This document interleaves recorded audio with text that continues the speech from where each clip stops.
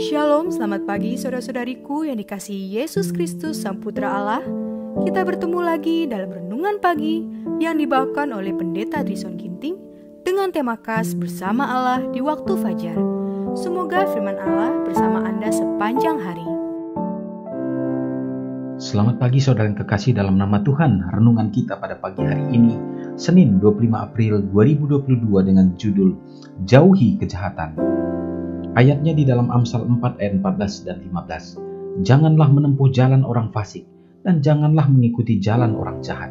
Jauhilah jalan itu, janganlah melaluinya. Menyimpanglah daripadanya, dan jalanlah terus.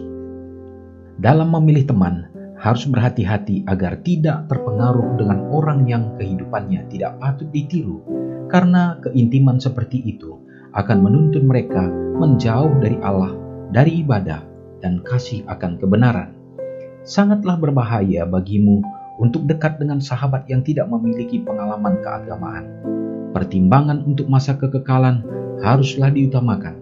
Tidak ada yang lebih berbahaya kepada pikiran dan juga sangat kuat untuk menghapus kesan yang serius serta pengaruh Roh Kudus selain persahabatan dengan mereka yang hidup tidak bijaksana dan sembrono, yang percakapannya bersifat duniawi dan sia-sia. Semakin menarik orang-orang ini dalam hal lain, semakin berbahaya pengaruh mereka sebagai teman, karena mereka melakukan kehidupan yang tidak beragama dengan begitu banyak atraksi yang menyenangkan. Seperti halnya Israel, orang-orang Kristen sering menyerah kepada pengaruh duniawi dan menyelaraskan diri kepada prinsip-prinsip dan adat kebiasaannya agar dapat memperoleh persahabatan dari orang-orang yang tidak bertuhan itu. Tetapi pada akhirnya akan didapati bahwa orang-orang yang mengaku sahabat ini adalah musuh yang paling berbahaya. Alkitab dengan jelas mengajarkan bahwa tidak akan ada keselarasan antara umat Allah dengan dunia ini. Setan bekerja melalui orang-orang yang tidak bertuhan di bawah jubah persahabatan yang pura-pura untuk memperdayakan umat Allah ke dalam dosa agar ia dapat memisahkan mereka dari Dia. Dan apabila pertahanan mereka sudah diangkat, barulah ia akan menuntun alat-alatnya itu supaya berpaling melawan mereka dan berusaha menghancurkan mereka. Saudaraku yang kukasihi di dalam nama Tuhan, ini adalah merupakan satu amaran yang sangat tegas bagi kita. Tuhan katakan, jauhilah kejahatan. Itulah makanya firman Tuhan sudah menyatakan juga kepada kita, janganlah kita serupa dengan dunia ini. Karena keinginan-keinginan duniawi tidak akan pernah sama dengan keinginan ilahi. Dan untuk hal itu, kita diamarkan untuk sangat berhati-hati. Oleh karena kita selalu terjerat, iman kita sering lemah lewat persahabatan-persahabatan yang membuat kita menjadi terpengaruh. Sebagai contoh yang nyata, dapat kita lihat lewat kehidupan bangsa Israel yang mana menerima akan percampuran antara orang-orang yang tidak percaya kepada Tuhan, yang pada akhirnya membuahkan pemberontakan, benih-benih kejahatan yang semakin bertumbuh dan penolakan akan Tuhan. Menjadi satu perhatian yang penting bagi kita juga, terkhusus orang-orang tua, untuk dapat mengajarkan dan membina anak-anak, orang-orang muda yang Tuhan karuniakan dalam hidup rumah tangga. Bahkan juga sebagai gereja, untuk dapat menuntun orang-orang muda Tuhan. Oleh karena mereka menjadi salah satu sasaran yang akan dicari oleh setan untuk dapat disesatkan lewat salah pergaulan ini. Semoga kita dikuatkan untuk dapat melakukannya dan bahkan memberikan pembinaan bagi anak-anak kita. Mari kita sama-sama berdoa.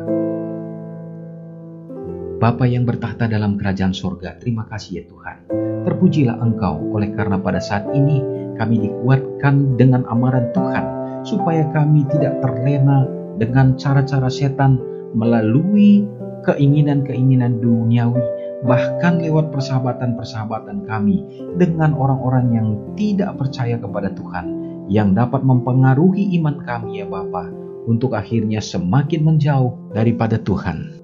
Kuatkanlah juga orang-orang tua untuk dapat menanamkan prinsip-prinsip kebenaran ini, sehingga anak-anak muda Tuhan yang di dalam kehidupan rumah tangga, demikian juga yang bersekutu di dalam gereja, tidak akan hilang dari kebenaran.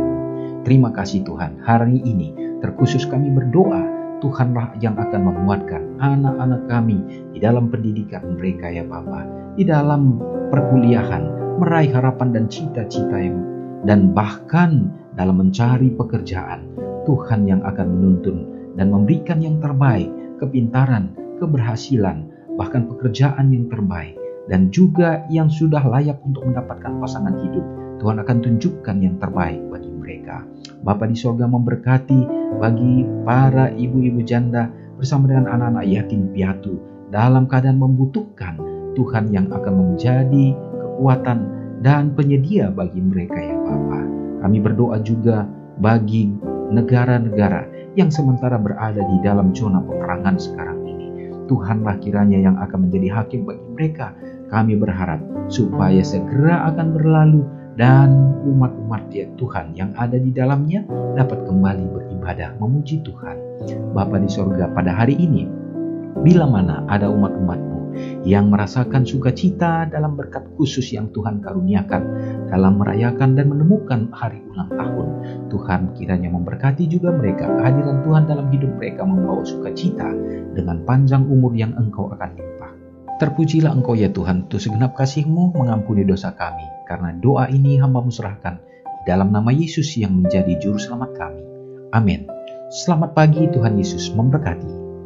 Ingatlah Matius 5 ayat 13-16. Biarlah kamu menjadi garam yang mengasinkan dan terang yang menyinari kehidupan orang lain. Jangan lupa subscribe, like, dan share ke seluruh dunia.